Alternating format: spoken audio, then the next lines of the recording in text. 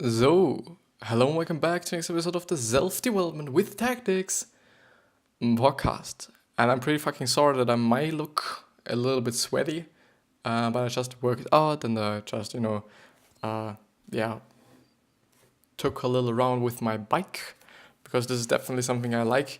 The only problem is that for working out, I always just have to have a backpack with almost 10 kilogram, which is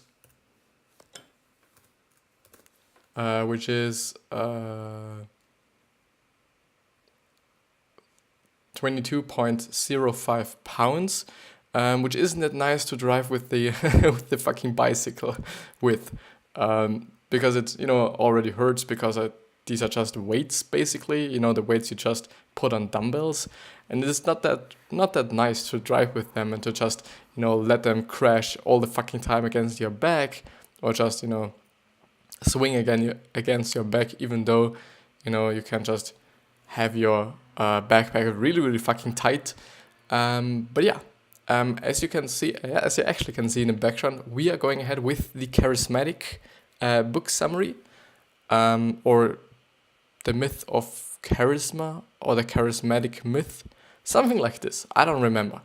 I'm very sorry if I might be a little bit slower today or a little bit in terms of the speaking, not so good, because I haven't been eating for 6.5 hours right now. Actually, 6 hours right now, because I quite want to try what it is like when you just fast a little bit. If you do just not eat for a certain amount of time, I really gonna eat before I go to bed or just in the evening, because if not, I would just totally die. But yeah.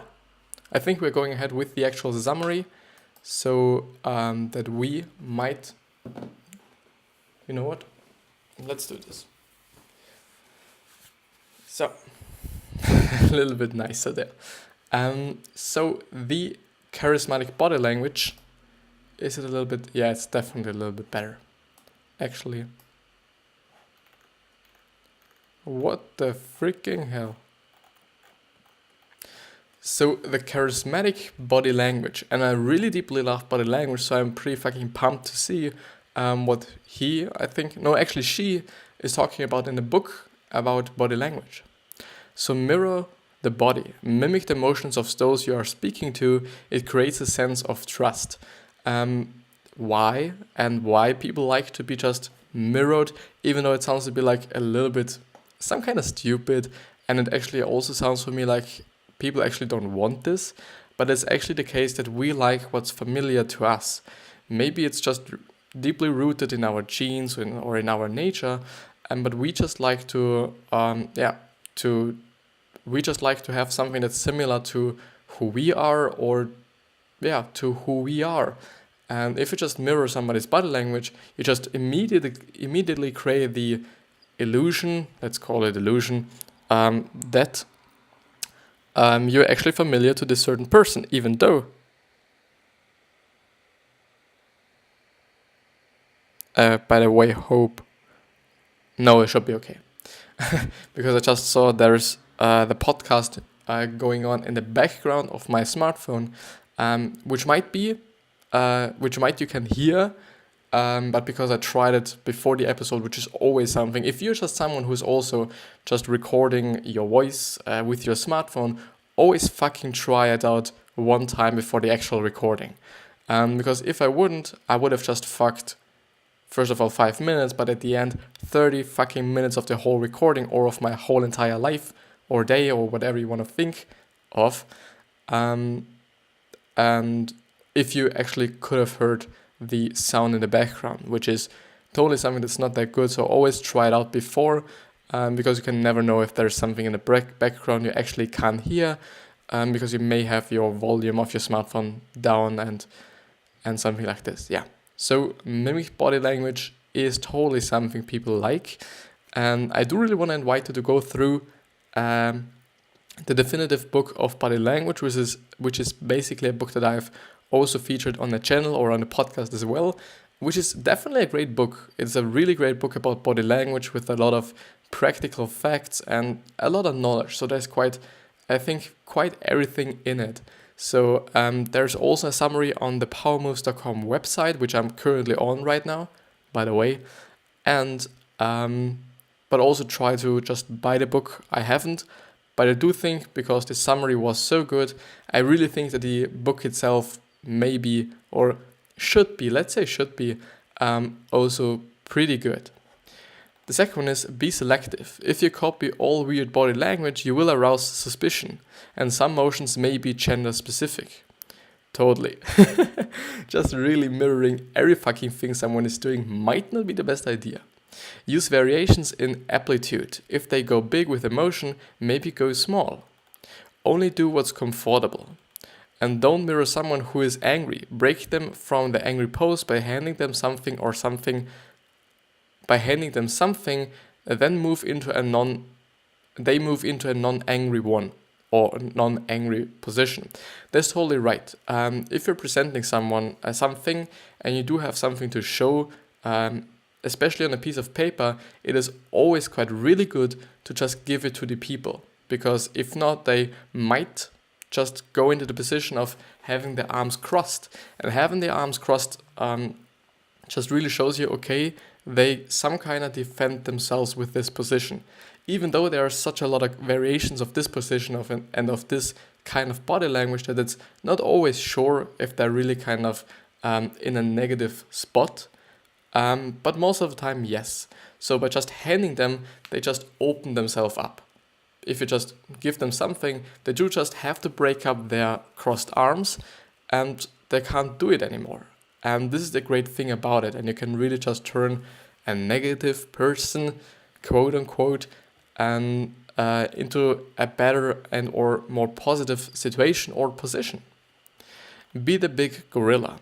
Envision a big gorilla and move like it. Don't be concerned with mild collisions when you walk with confidence.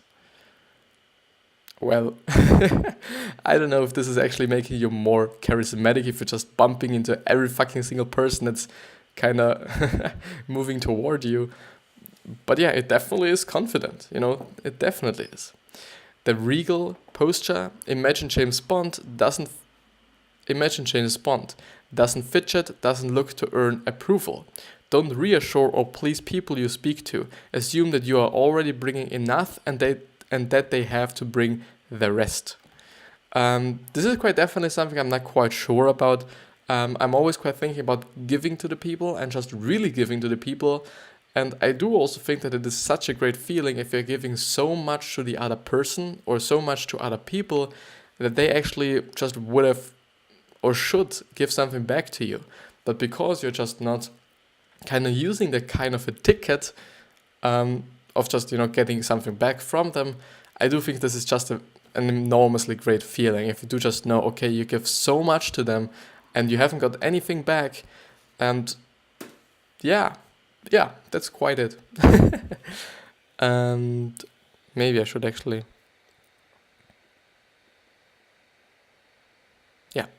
do it like this. Don't overdo it. Now that they are conveying power, be careful not to overdo it, as you might intimidate some people. Keep it soft eyes. Tilt your head down just a bit. This seems respectful and makes you seem more knowledgeable. By the way, the whole tilting your head thing is definitely something that can show a lot of things.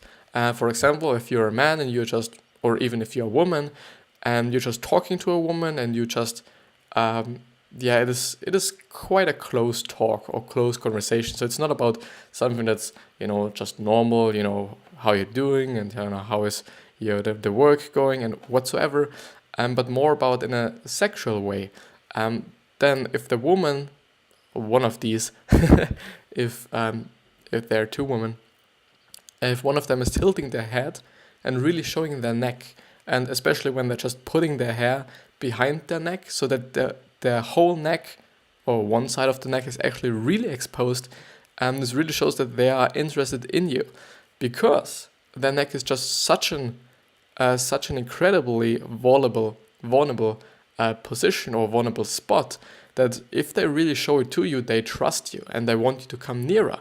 If they wouldn't, they would just really kind of protect these certain areas.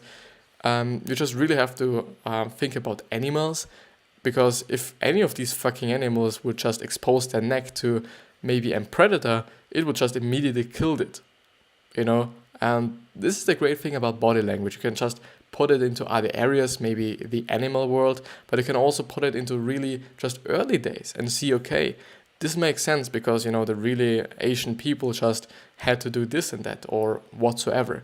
And I do think this is incredibly interesting. And also by tilting your head a little bit up, and you know, the thing is, this is definitely something I see with selfies. And if you're just moving down a little bit, if you're making yourself a little bit smaller and you do just tilt your head even a little bit upwards, your eyes seem to be very, very big. And this makes other people feel that you're not necessarily cute, but you're kind of a vulnerable person. And this makes you more just likable and whatsoever, because it reminds people on you as a baby, because babies usually have big eyes because, you know, they all, everything around isn't just grown yet, so the eyes always stay the same. I do have the same eyes as if I was born, but this just makes you look like a baby. And babies are cute, and babies are like, you know, we want to protect them. And this seems also be one of the reasons why men actually like women that are smaller than them, because then they do just have to kind of protect them. And it seems to be like, I'm not quite sure about this, I've only read it and so on. It seems to be like that men actually like to protect people. If it's a child, and if it's, you know, a woman, or if it's actually maybe a man as well, totally. This is just really something men seem to like. But yeah, in difficult situations, to deal with difficult people, divide and conquer. Don't try to win over a big group of people at once. Understand which strategy you want to use with each person. And I think it's incredibly important to just really talk in the way the other people are also talking. And really just adapt to every single person, which means that if you notice that some of these people are just really using a lot of, I don't know, what can I use? They just are swearing a lot, then you might actually be swearing as well. You know, it's always the kind of trust thing and the familiarity thing that you maybe could use if it's working. But I think you can totally see if it's not working. But it's the same thing, like, you know, maybe another example. Yeah, let's take this example. If you're just going to eat something, you would totally wear different clothes as you're going into a really, really high value or high whatever restaurant than if you just go to the next McDonald's to eat something there, you know. It might be a little bit of a, you know, not that of a good example, because, you know, you can totally wear whatever you want. But I think you know what I mean. You know, it always comes up to whom you're talking to and, you know, what situation you are in which way you're actually speaking to the people. This might actually be one of the strategies, actually just really trying to sympathize with the people and actually being more familiar to all the other ones. Make them rationalize in your favor. Use the Benjamin Franklin effect. Ask someone to do you a favor and it will make you seem more likable. The cognitive dissonance. The funny thing is, to just really tell a quick story, and I could actually put this away. I've once made, it was a presentation actually, and it also was some kind of a script with a colleague of mine, which is actually, you know, by now my colleague. In the first form of my school, we actually did a presentation in our script about cognitive dissonance, and partly about cognitive dissonance. It was also about the pyramid, the need pyramid by Washlovsk, or whatever he's called, something with W, definitely. And we also did a lot of other things about psychology, and I've back in the days really been interested in psychology in some way. So no, totally, I wasn't reading about anything about psychology or something like this. I think I'm actually doing more about psychology right now than I was doing back then. But yeah, just a quick story, because I just found it quite interesting that they actually talk about cognitive dissonance. But really recap it if it was a little bit too quick. So the Benjamin Franklin effect seems to be you're asking someone for a favor and they just like you because of that. And I think it makes sense because you put them into a position of importance, first of all, and a position into where they are a little bit bigger than you or more, how should I say? They're just bigger than you in terms of not their wealth, but their position. They're on a higher position than you are because you put them into such one. Which totally works, I think, because people like to be important and people like to be just the leader or a little bit more not valuable than the other person, but on a higher position than the other person. Ask for their opinion, which will make them feel more valued, which is basically the same thought as the one above. Find a way to remind them of past time they helped out. Find a way to remind them of a past time they helped out and attempt to praise them for the warmth they had for doing that. And this is actually a funny thing because Dale Carnegie in his book How to Win Friends and Influence People said that you should never ever talk to people or tell people that you once did something for them and just, play this thing that you did something for them and so they have something to do for you and just put them in a negative position. But you should totally do it like, okay, acknowledge that they did something for you or someone else in the past that was incredibly great and just, as they say, praise them for that. But also find a way to present your idea as based on their previous idea or action. Definitely a great thing because people like to really just create something on their own or have something on their own, whether it's an idea or a project or whatever it is, and just really basing your idea on this certain thing is great because they seem like, okay, this is basically my idea and the other person quite only just used it. Totally great. Totally fucking great. Expressing appreciation. Show appreciation by saying stuff like, you did a great job rather than great job. So you did a great job rather than great job. I think it just underlines that you are, or just you acknowledging the other person that he or she did just something really great. And appreciate specific traits and action, which is definitely something that quite bothers me.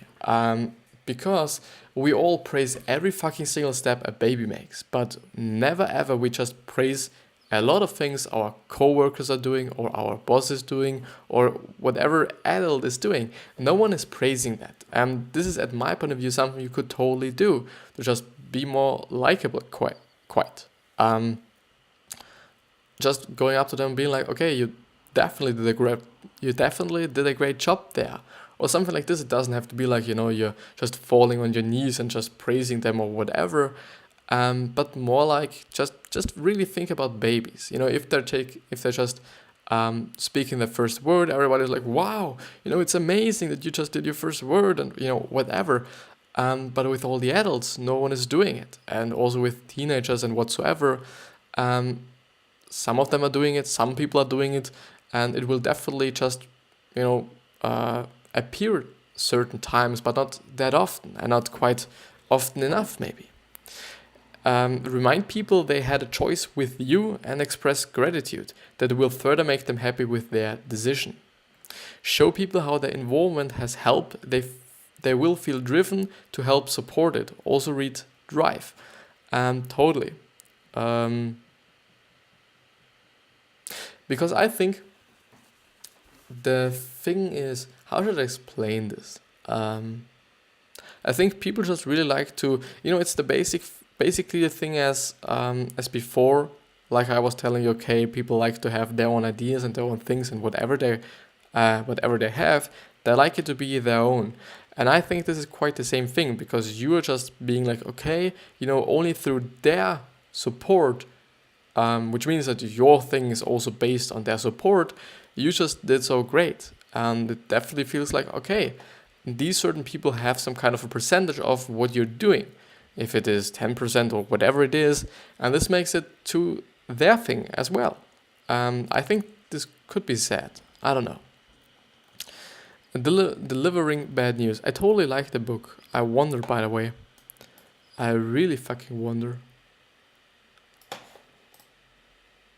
I'm very sorry if you wasn't able to quite. Yeah, you were. I'm wondering. No, you can't. It it is actually not a book. It's actually really not a book. Yeah, delivering bad news. Increase comfort as much as possible. Definitely. Have distractions such as items for them to fidget with, candlelight or background music, and prepare yourself to come from a place of compassion when you speak. Presenting with charisma. Make the core message as simply as possible, ideally in one sentence. Use stories with characters similar to the audience. Start on a high note and end on a high note. Don't end with a Q&A. Stand with a wide stance and arrive early to study the stage and own it. I think all these are totally great. Just being quicker and a little bit more quick than maybe other people, because I do think our really just concentration span or whatever you call it is really fucking low, and it really got fucking low. Also the whole story thing, totally, we like stories and we like especially characters that are similar to us. The whole starting on a high note and ending on a high note, I don't know. I think ending with a Q&A or somewhere a Q&A in your presentation, it always depends on what presentation it is. If it's like a speech, a Q&A is definitely a great thing, but yeah, I think a Q&A is great. For a lot of people it is great. And standing with a wide stance, whatever stance actually is. And totally know the stage and know what you can do on the stage. Just really being like, okay, you don't know where you are and whatsoever might even distract you from actually presenting the thing you're willing to present, and also just delivering the best speech. Because you may be just uncomfortable standing there, or you might not like a position or whatever it is. I think totally knowing where you are and what you're going to do is great. Delivering criticism. Find a comfortable and quiet environment. Get specific with your criticism. Depersonalize. Let them know it is about their behavior and not them. Totally. I think this is important. By just being like, okay, it is not about you, but what you did. And it basically doesn't have anything to do with who you are and, whatever. Because often criticism is definitely that I, for example, also take personally. If it is in terms of my designs and whatever I do in school, it definitely is, because I'm putting a lot of blood and sweat in there. So it really is something that I made, and it really is something that I feel like, okay, this is some kind of a part of me, even though it sounds to be really stupid and whatever. But I think a lot of people are like, okay, this is something that's personal, and this is something that's quite maybe me. When you wait till the last possible minute to work on the presentation, I get nervous. Is the proper critique. Why do you feel the need to wait till the last possible minute is not? What the fucking hell? So when you wait till the last possible minute to work on the presentation, I get nervous. I get nervous. So when you wait till the last episode minute to last possible minute to work on the presentation, I get nervous. Is the proper critique, or why do you feel the need to wait till the last possible minute is not? I don't fucking know what he wanna say or she wants to say. Start off on a positive note, such as bringing up their accomplishments, and end on a positive note. This is totally something that I've already mentioned and I've read somewhere, I don't know where, but it's basically some kind of a sandwich technique that you're actually starting. Maybe it was even in How to Win Friends and Influence People, but I don't know. And maybe it is totally such a sandwich principle or sandwich technique. You start with something positive, then the negative shit comes, which is maybe weighted, not like that much than the positive ones. And then there's already or also a positive one to really just maybe back it up or just round it up or whatever it is. And also read thanks for the feedback, which is also a book that I've been featuring on this channel as well. So if you're willing to get more knowledge about how to give feedback and how to get feedback, totally check out the summary itself, and also check out the podcast and or YouTube episode.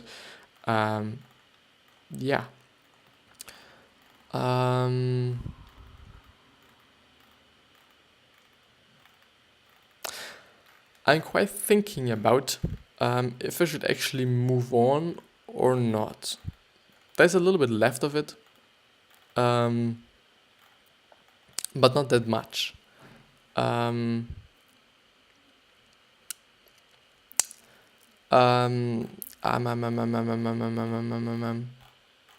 It's definitely too much to go through in this episode, so this is the only problem.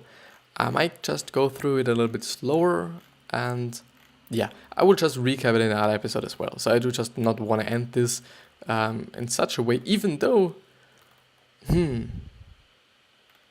never mind. So types of charisma. There are 4 types of charisma, and the first one is focus. Elon Musk, all about presence, listening and zooming into what people say, making them feel listened and understood. The risk is little warmth and coming across submissive. Don't use when you need to be authoritative and need immediate compliance. Great. Visionary, Steve Jobs, great to make people believe you, requires you project full belief in what you say and full confidence you can achieve it. The vision should ideally include something for good. Kindness, Dalai Lama, primarily focused on warmth, great to create an emotional bond and make people feel welcome. Avoid when you need to be authoritative. And the fourth one is the authoritative, the most powerful of them all, based on status and confidence. Stalin from the UdSSR, and Mussolini, which was basically the dictator of Italy before the Second World War. I think. And Mussolini leveraged authority charisma. They are not necessarily likable like Michael Jordan. The risks are that people will not tell you the truth because they are too intimidated. Definitely is. And different styles better suit different personalities and different environments. And that's definitely true. And I'm really going to recap this as well in the other episode as well. I think the next one would be the Charisma Myth audiobook. So there might be an audiobook as well, or it seems to be. So therefore, if you just enjoy audiobooks more than actually reading real books, totally do that. But yeah.